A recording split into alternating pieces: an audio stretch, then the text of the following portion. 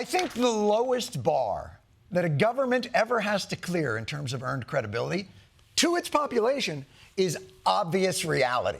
You just got to clear obvious reality. I believe it's what the political philosopher Seneca referred to as the don't on my leg and tell me it's raining doctrine. But watch Border Patrol Commander-in-Short Greg Bovino, who, by the way, appears to be just the new character the Trump cinematic universe has introduced. Where the did this guy even come from? It's his first season on the show. Anyway, this guy, Bovino, very clearly stated that the guy they killed was a terrorist attempting a massacre. I'm sure that version of events will be able to withstand even one follow-up question at the presser. Questions. First question, when did agents learn that he had a gun? And did he ever brandish that weapon at agents? Allie, this situation, again, is evolving. This situation is under investigation. Oh, now it's an investigation. Oh, the investigation is evolving. I thought evolution was a generational thing. Now, 3 seconds after you accuse a guy of terrorism. And by the way, here's what they said at the presser after just the second question. All right, no more questions. Sorry, no more questions, sir.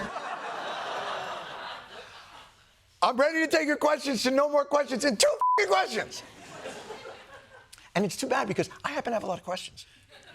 Like, who's going to investigate this horrific killing by the Department of Homeland Security that the Department of Homeland Security has clearly misrepresented? The Department of Homeland Security says they'll investigate the shooting. Oh, good luck finding the real killer, OJ. We're rooting for you. And pardon me for not trusting that the administration is going to do a fair and free investigation when they are already going out on TV, moving the goalposts on why the shooting was justified, whether he was brandishing the weapon or not. He was not protesting peacefully. He was screaming in the face of ICE. He had a phone up right to right into ICE's face. I mean, we all see the same thing. I mean, you shouldn't try to gaslight the administration about what happened.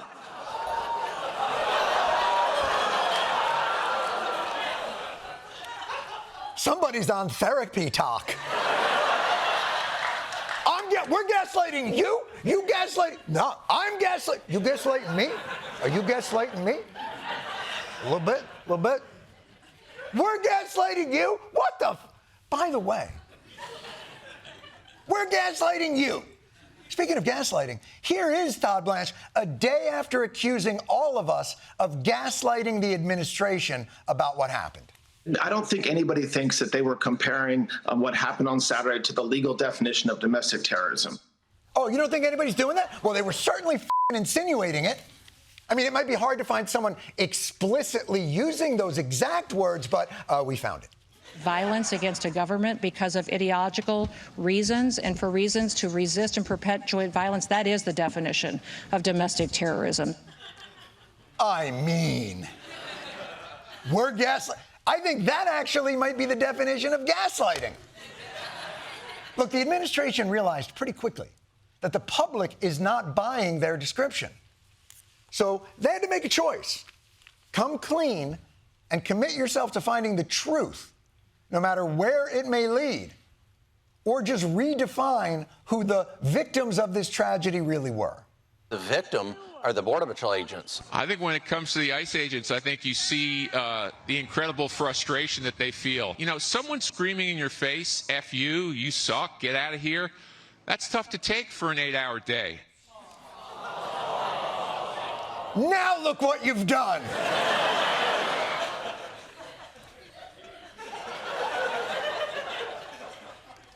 People screaming, F you 8 hours a day is basically every customer service job in this country. That's all it is. And the national pastime of Staten Island. You're telling me trained and armed ICE agents can't handle what the average Geek Squad member at Best Buy has to? I told you I didn't spill any f***ing coffee on it. Just fix it. I was upset. I'm sorry, Greg Bavino, you've got more to say? Politicians, community leaders, and some journalists engage in that heated rhetoric, calling law enforcement names like Gestapo. I'm sorry. Oh, I'm sorry. Could you pronounce that again? You went full Gestapo? Gestapo? Gestapo.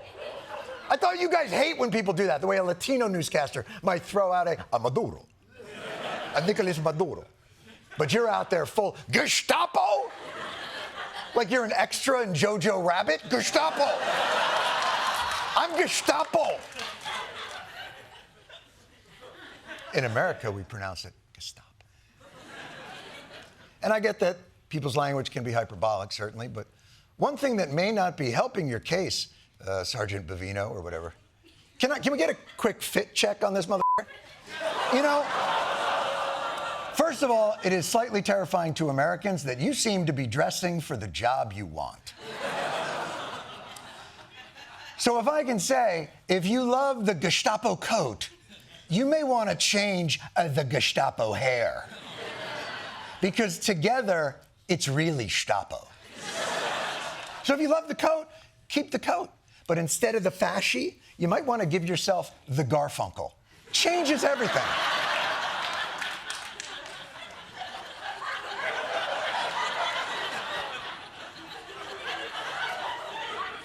Or if you're really into the reverse Larry David, keep the hair, but maybe a slightly less threatening uniform.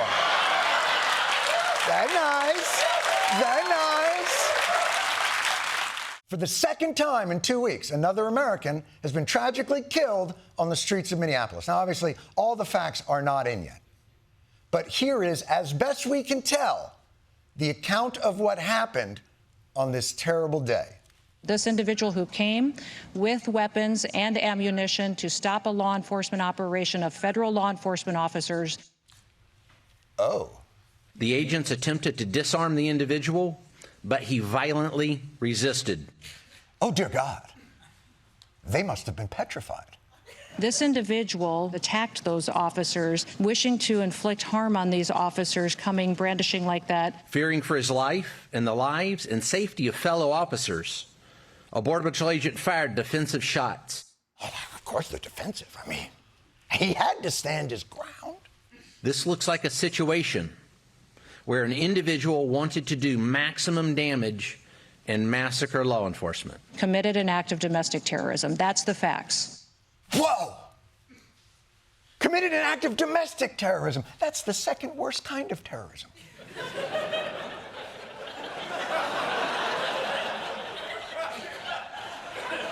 But hey, those are the facts. That's the facts. There's really no reason to doubt them. No evidence exists to contradict. Hold on. I'm getting a, oh, really? I'm hearing there may be some grainy, Zapruder-like footage from, I don't know, every angle imaginable that contradicts the government's versions of events. Videos of the shooting of Alex Preddy have contradicted the government's account of what happened. All he has in his hand is a cell phone, not a gun. He's trying to help a woman who's just been pushed to the ground and pepper sprayed. He's trying to go help her with his hands up. They engage him, and they're dragging him back. The videos also appear to show Preddy's legal, registered firearm being removed from his person by an officer just seconds before those shots were fired. Wow. Well, it looks like we've got a real case of he said video totally disproves what he said. You know, this is also confusing. Perhaps to help get some more clarity on what's going on, we go live to Minneapolis, where our own Jordan Klepper has been standing outside in the cold. Jordan, thank you so much for joining us. What's the latest that you're hearing? John, DHS has finally completed their analysis and now has a definitive account of what happened. Let me take you through it step by step because it paints a more complete picture. This all took place in an area where illicit activity by illegal immigrants was occurring, and terrible stuff. Peddling drugs, selling knockoff Labubus, showing football games without the express written consent of the NFL. Yeah. You know, heinous stopped. Now, shortly after, protesters arrived at the scene to create a barricade. That's when, as you can see here, the ICE agents arrived. I see. And I'm sorry, you're telling me that according to DHS, those are the ICE agents, yes. And contrary to all the mainstream media spin, all these ICE agents want to do is keep America safe and occasionally lick their own puckered buttholes. But before they could do their job, a gang of Soros-funded protesters arrived on the scene. As you can see, these guys were packing heat, posing an imminent threat with their girthy leftist dongs.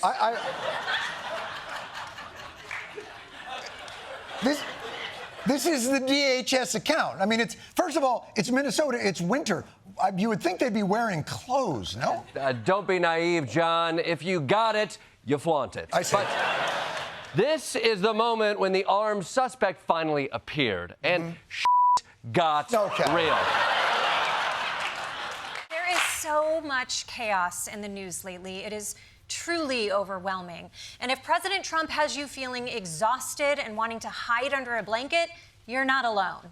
Marco Rubio admitting he hides from President Trump during his naps on Air Force One, even cocooning himself in a blanket to cover his head. He says he knows the president never sleeps on the plane and will prowl the hallways to see who's awake. Quote, I want him to think it's a staffer who fell asleep. I don't want him to see his Secretary of State sleeping on a couch and think, oh, this guy is weak. Oh, Marco, Trump isn't going to think you're weak because you're napping. He's going to think you're weak because you're a p***. I mean, come on, you don't have to cover yourself in blankets. If you want the president to ignore you, just be a jobs report or a middle-aged woman wearing pants. By the way, how is this guy suddenly the sleep police? He's like my laptop. If you don't touch him for 5 minutes, he just shuts down.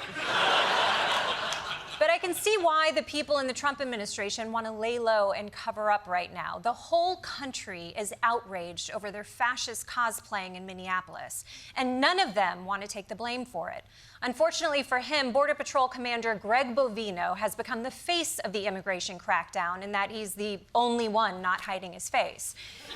People have been demanding his firing, but if there's one thing we know about President Trump, it's that he has always been a loyal man to his staff and to his wives and to his mistresses.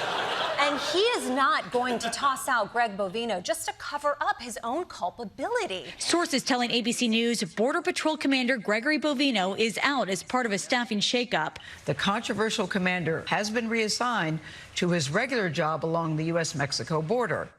Oh, no. Como se dice bye,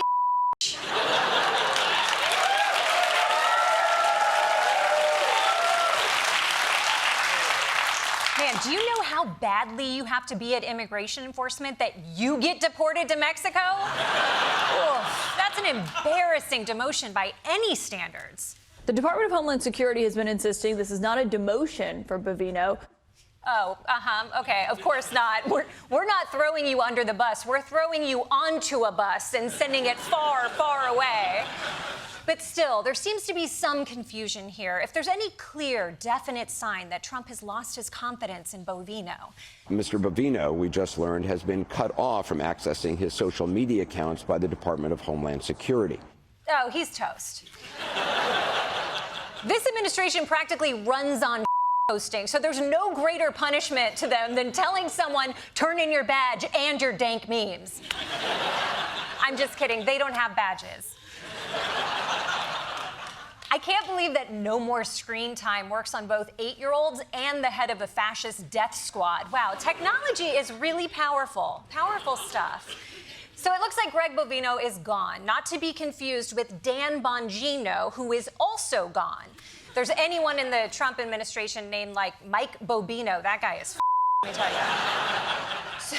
So now Trump has a problem. He needs to find a replacement for Bovino. Does anyone have an idea? And I mean anyone. What I would do is just bring Tom Homan in. I would love to see Tom Homan just be asked to go in there and settle things down. I would hope that maybe a fresh set of eyes, Tom Homan going in there, taking control of this. Okay, I think Brian Kilmeade might want Tom Homan. For those who don't know, Tom Homan is Trump's border czar, seen here eyeing a paper bag filled with $50,000. But this is Kilmeade, okay? He's a Fox and Friends host. He's not a cabinet member. Just because he's spitballing ideas on camera doesn't mean that Trump's actually going to do exactly what he's suggesting 20 minutes later. The president just posted on Truth Social moments ago. He says, I am sending Tom Homan to Minnesota tonight. Well, me in the face. They say TV is dying, but there's still power in it. I mean, God, if Brian Kilmeade can will something into existence, imagine what I could do. Hey, Timothy Chalamet. It's time.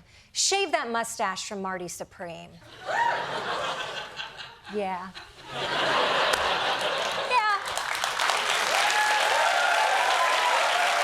The truth is, a suggestion from couch people wouldn't have worked on its own. What worked was what the good people of Minneapolis have done with their bravery and their determination and sacrifice. It was their unceasing resistance and banding together in bone-chilling temperatures, mind you, that kept attention on the injustices being committed by ICE, to the point where even conservatives were pushing back.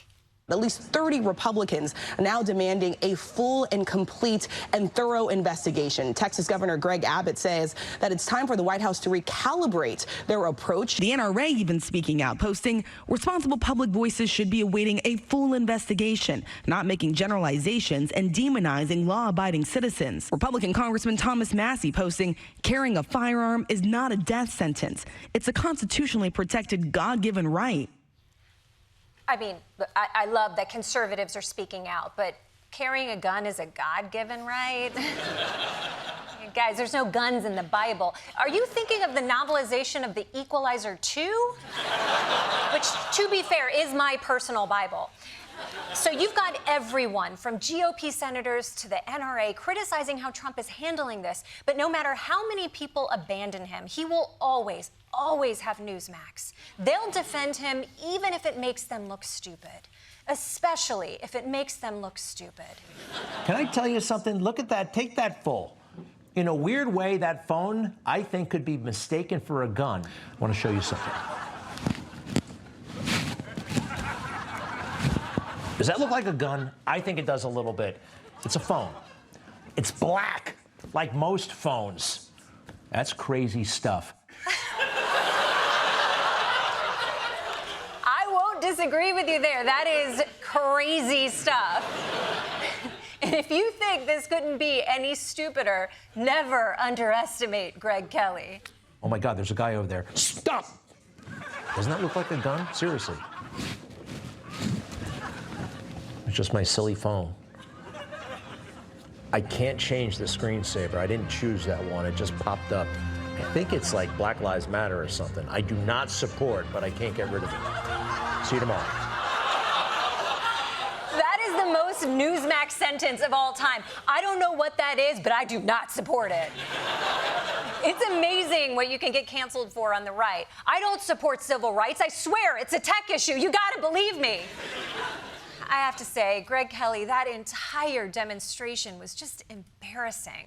I hope Donald Trump didn't see you bed that hard. Oh, phew, you're good. He was sleeping. For more on Minnesota and the removal of Greg Bovino, let's go live to Minneapolis with our very own Troy Iwata.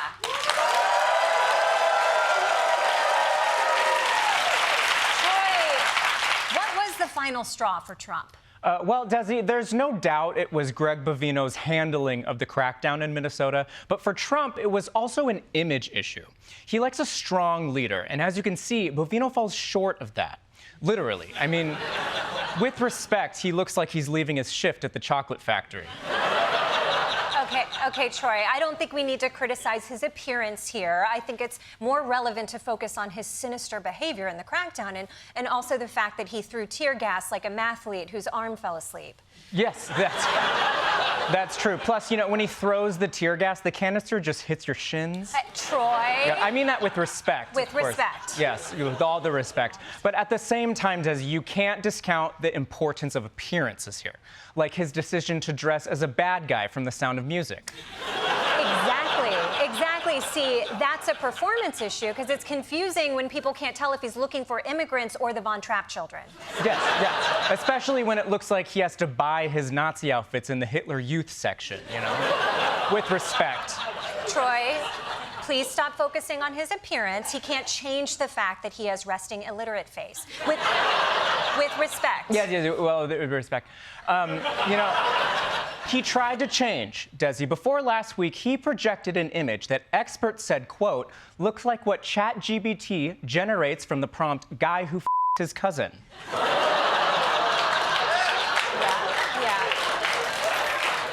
See, I wouldn't emphasize his facial features. I'd emphasize his choice of a haircut. How can he crack down on Latinos while asking his barber to give the sides of his head a Brazilian?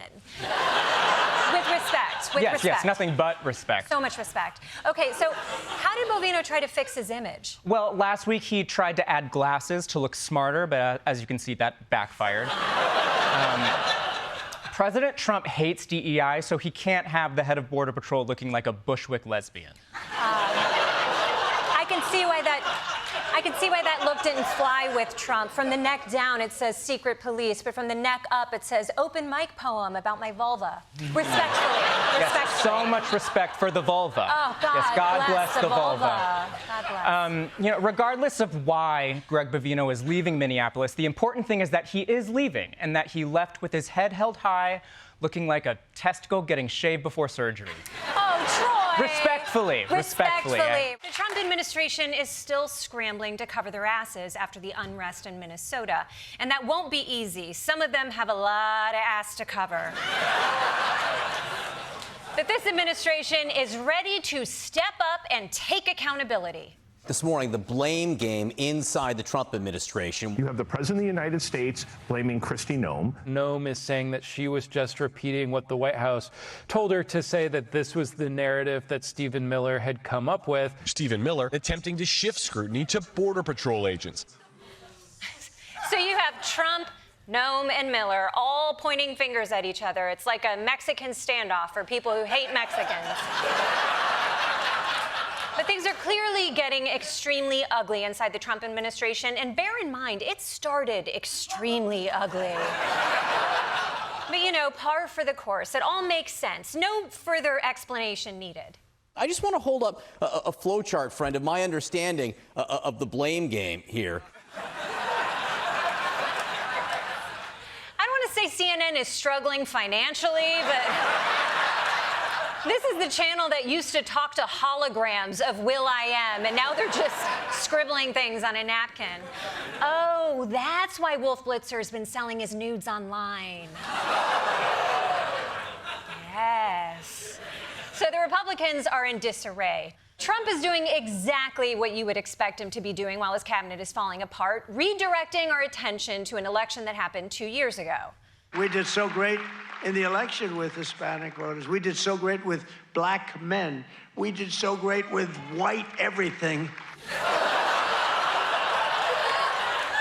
White everything, all the whites, Jeremy Allen Whites, Betty Whites, Walter White, Snow Whites, white chicks, that's a twofer because it's black men dressed as white. But wait, hold on, I'm white and I didn't vote for Trump. So does that mean I'm black? Yes! Look who just got invited to the cookout. I'll bring my famous Craisins potato salad. What's that? I was uninvited? Just good to be in the conversation.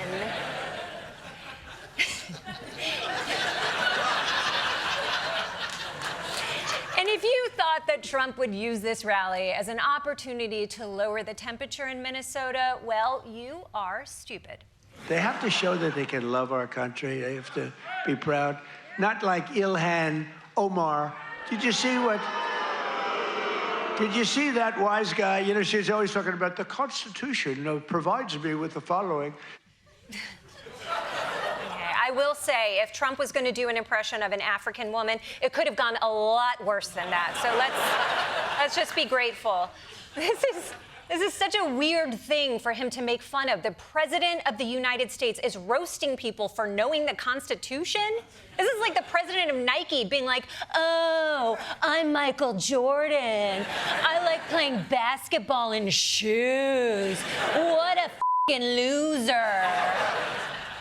It's not surprising that Trump was mocking Congresswoman Omar. He's been viciously attacking her for months, calling her garbage, saying that she and other Somali Americans should go back to where they came from. And last night in Minnesota, after Trump's rally, someone took his verbal attacks to the next level. Overnight, a chaotic scene at a Minnesota town hall. A man charging Congresswoman Ilhan Omar moments after she took the podium, using a syringe, police say, to spray her with what witnesses describe as an unknown, strong-smelling liquid. New reporting that it was apple cider vinegar. Apple cider vinegar? What the f***, dude? Are you trying to pickle her? I'll show you. Your skin's gonna glow and you'll never get a cold. So weird. More importantly, can we just go back to the footage and watch how f***ing boss Omar's reaction is? Look at this. Look at this. She gets sprayed and she goes after the guy immediately. Dude, if that happened to me, I would be terrified. But Omar was like, this is dry clean only, Yes, yes. Now, let's be clear. We don't know why exactly this man squirted Ilhan Omar. And we would not be a trustworthy, reliable source if we just speculated wildly. Anyway, here's Donald Trump speculating wildly.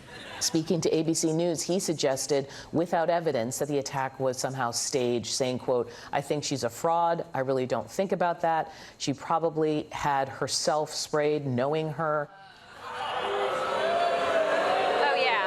Yeah, totally. She was probably like, oh, I forgot to wear perfume. I know, I'll have Crazy Jeff spray me mid-speech.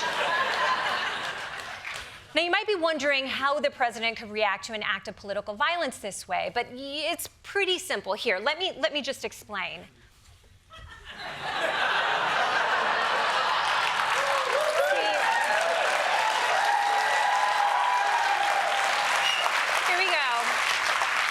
Okay, see, dumb thing, Trump's brain, Trump's mouth. I take it back. These things are great.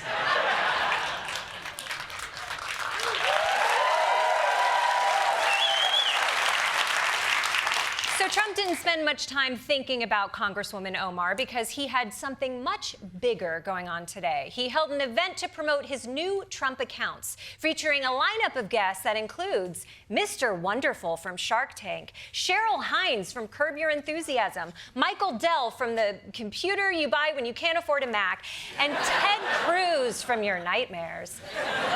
And then there was one truly special guest. There's a certain person that's here who's the greatest and most successful female rapper in history, Nicki Minaj.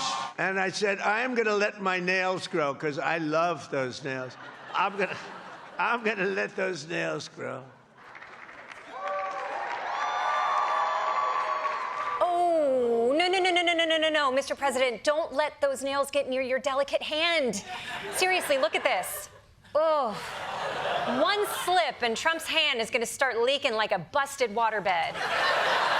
I am here to talk to you tonight as a liberal. That might come as a surprise to some of you. Some people think I'm right-wing just because I look and sound exactly like Kimberly Guilfoyle.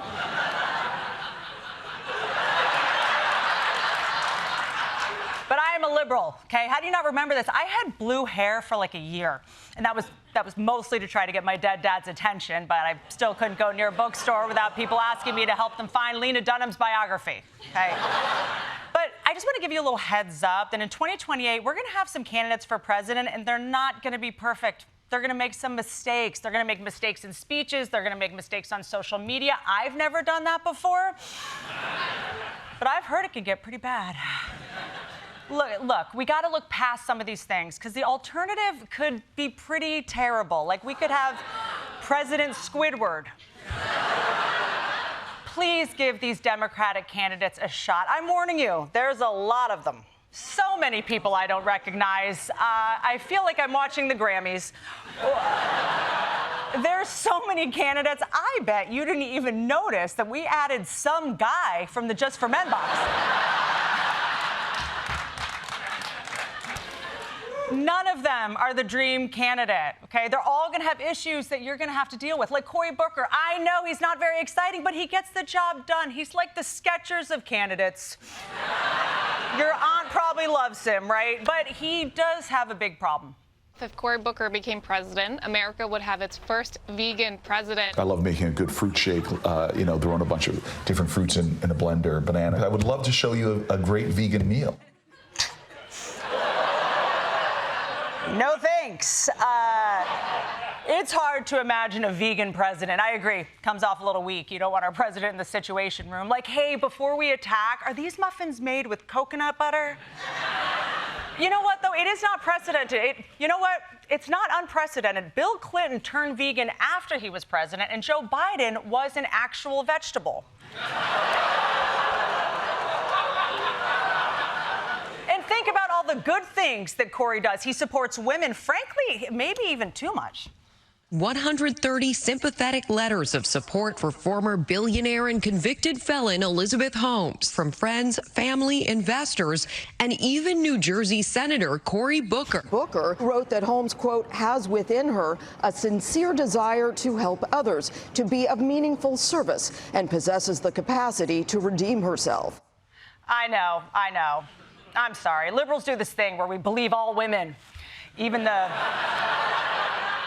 one who made an easy bake oven that told people they had HIV. But then again, none of these people are going to be perfect. Like this guy, Illinois Governor J.B. Pritzker. You might not recognize him unless you've maybe run into him at a Spirit Halloween.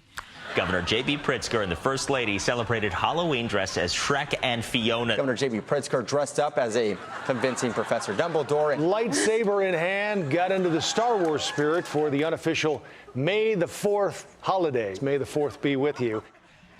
Okay. We cannot let Vladimir Putin see any of this footage. None of these candidates are perfect. Stop holding out for another Obama. The best we can do is Josh Shapiro, who clearly is trying to sound like him. Now, let me tell you something. He's pretty afraid. Y'all see, he's backing out of the debate now. It's not just because she's a skilled debater. It's not just because she's got the right positions on the issues that matter most to the good people of Pennsylvania and this country. It's because he can't run away from his record any longer.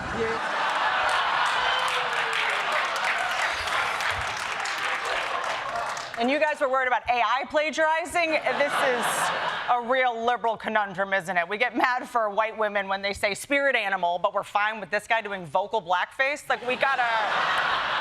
But if you can look past that, I will look past my own personal problem with him that I just can't really picture us having a president named Josh. You know, when I think Josh, I think like guy with 3 jugs of protein powder who lectures you on a first date about how monogamy's not natural. But we can get through this. We can get through the name Josh. Our vice president is named JD. Like, if Josh is the guy at the frat who's pledging, JD is the senior who's branding Phi Sing on Josh's nuts. But there's no perfect names here. There's AOC. I mean, she doesn't even have a name. She doesn't even have a name. You know? But people love her, but it does rub some people the wrong way that she goes by a 3-letter acronym. You know, like she's in the company of luminaries like MLK, FDR, and DMX. But focus on the good things. Focus on the fact that she was elected at 29 years old. At 29? I mean, whew.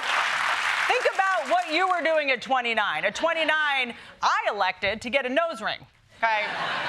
Did it change the world? No, but it did keep a lot of stable, responsible men from dating me, and they went on to do great things because of it. But of course, the candidate that we really need America to settle for right now is the likely Democratic frontrunner, Gavin Newsom. You might be surprised that he's running for president because based on how he's traveling, he already seems to think he has the job. Gavin Newsom. The California governor dashed off to New Hampshire and Nevada. Governor Newsom, he toured some small towns in South Carolina. California Governor Gavin Newsom took the fight to Texas this weekend, furnishing his foreign policy credentials in Davos. Jetting down to Brazil. California's Governor Gavin Newsom, guess where he was? He went to China and sat down with the President Xi Jinping. To be fair, the only reason he was sitting down with Xi Jinping was to try and book him for his podcast. I can't wait for him to tell Xi Jinping that, hey, America won't back down. Also ask him, do you mind just looking into the camera and say sponsored by Blue Chew? But look, Gavin also, he does unite both sides. Liberal likes him because he's mean to Trump, and conservatives like him because he let Los Angeles burn down. And that means something. Okay, and what I guess I'm trying to say, America, is that we're not a young country anymore, okay? Look at our bridges. They're sagging. Our lakes, they're drying up. We're drying up, okay? We can't just pick apart every candidate and think that everything's going to magically work out. This is the real world, not Nancy Pelosi's stock portfolio. No one candidate is going to check all the boxes for us. And if you keep holding out for Mr. Right, we're going to end up with Mr. Alt-Right. So maybe we all just stop approaching politicians like we're looking for a soulmate and approach them like we're on Grindr. You know you're going to get hard, but you still want to be able to walk home. But hey, that's just my opinion. We begin with the battle over Trump's immigration crackdown. As the situation gets more and more out of hand, the people behind it are starting to feel the heat, and one person cannot be contained. Kristi Noem and Stephen Miller are liars. Any administration that allows them to continue in office is rotten to its core. Oh, wow. Samuel L. Schumer over here. You kiss your lobbyists with that mouth? Guess a video like that is one way to get our attention, but I think it might be even more effective if you just cut it off a little bit earlier. Kristi Noem and Stephen Miller are Okay, now I'm listening. Spill the tea, girl. So yeah, Schumer came in pretty hot, but other Democrats are trying to bring down the volume just a little. What do you make of the president's full-throated support of Kristi Noem?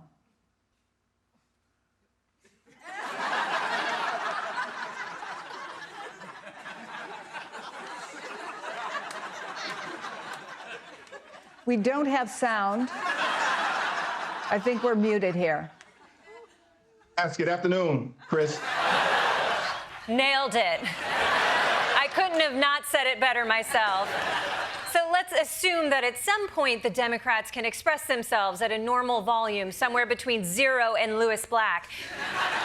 What do they want? They are demanding 3 specific changes: and roving ICE patrols across the country, an updated uniform code of conduct and accountability for immigration enforcement, body cams on all agents, as well as proper identification and no masks.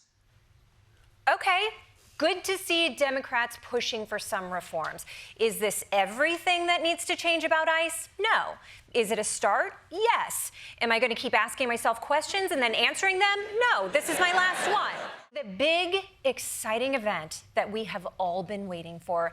Everyone's going. You know what I'm talking about. The new Melania movie.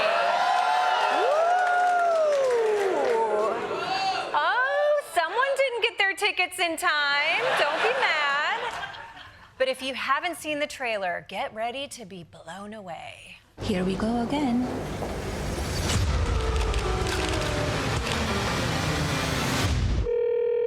Hi, Mr. President. Congratulations. Did you watch it? I did not, yeah. I did not, yeah. I was going to, but then I didn't. Now, when you first heard that there was going to be a documentary about Melania, you probably thought, oh, or huh, or why, or can I don't do my LASIK, but Amazon believed in this movie a lot, like suspiciously a lot. Bezos and Amazon are paying $40 million for a documentary on Melania Trump. The most expensive licensing fee ever paid for a documentary. Amazon paid nearly 3 times more than the next highest bidder. The First Lady will reportedly walk away with at least $28 million.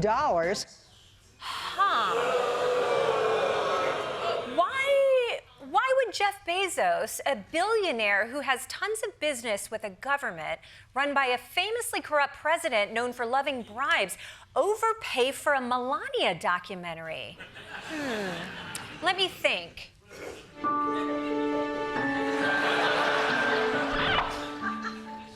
Well, that didn't help. But whatever else this is, they made a real movie. They even got director Brett Ratner, who you might know from Rush Hour or the Me Too movement. And they're spending a ton of money promoting it, which is why we're seeing Melania all over Fox News doing interviews.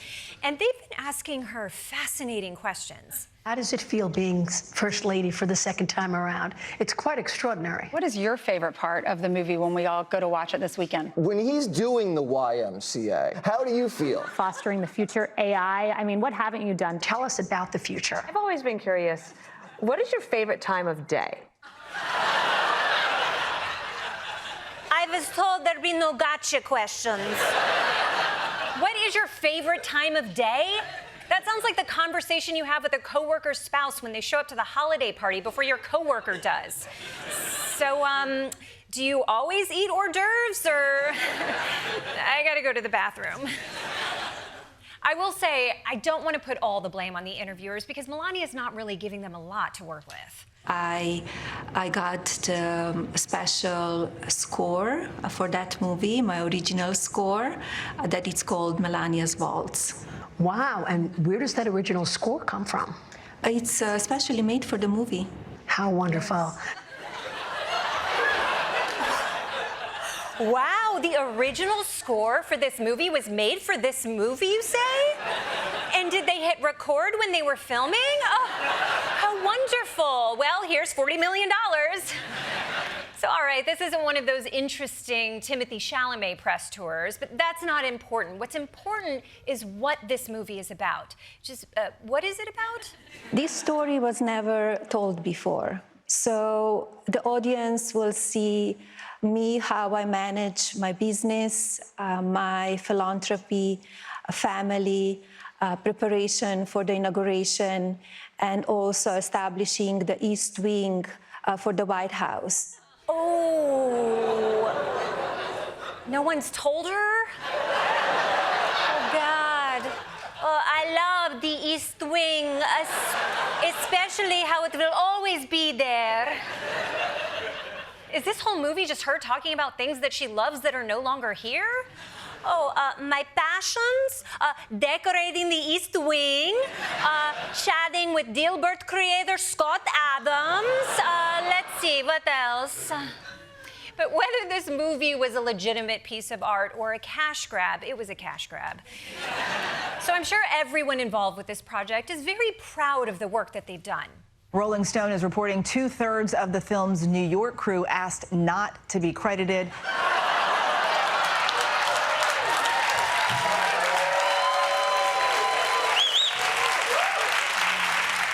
You didn't want to be in the credits, but how will they know who to give the trophy to at the FIFA Academy Awards? And you know that this is bad because people in Hollywood love taking credit. It is their favorite thing to do. By the way, I was the first person to make that point.